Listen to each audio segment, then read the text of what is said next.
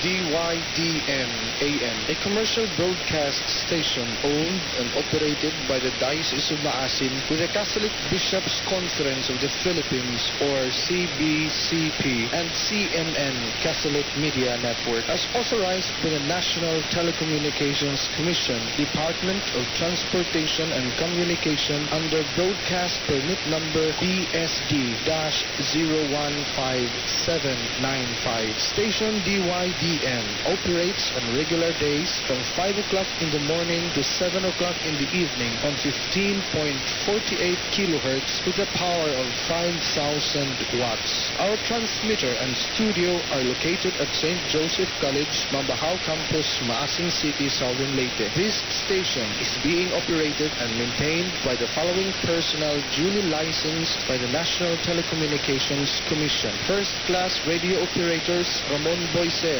with NTC registration number 928-20780. Gaudencio Saratan Jr. with NTC registration number 9357391. Technicians Ismael Sabalo Jr., Ruel Mercedes, and technical consultant engineer Dominador Patulilik with license number 0001350. Station DYDN is a member of the KBP, Kapisanan ng mga Broadcaster sa Pilipinas.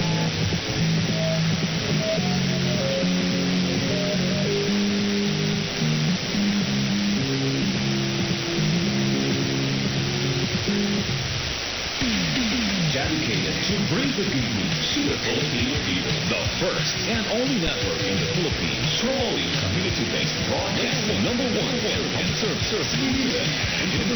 service and credibility. Member, kapisanan ng mga broadcaster ng Pilipinas. Wherever you go,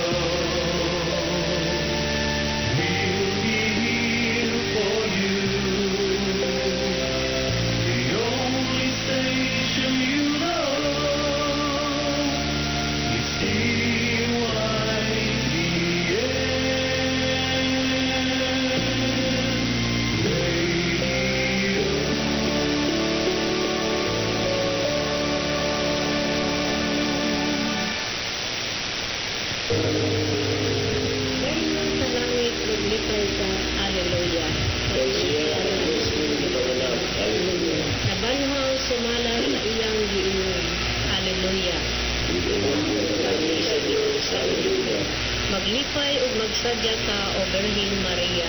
Alleluia. Mag-ampo kita. O Diyos, tungod sa pagkabanang sa imong anak na si Jesucristo nga among Ginoo, gilipay mo ang tibuok kalibutan. Mitugot nga nangamuyo kami kanimo na pinaagi sa mga panghampo sa iyang inahan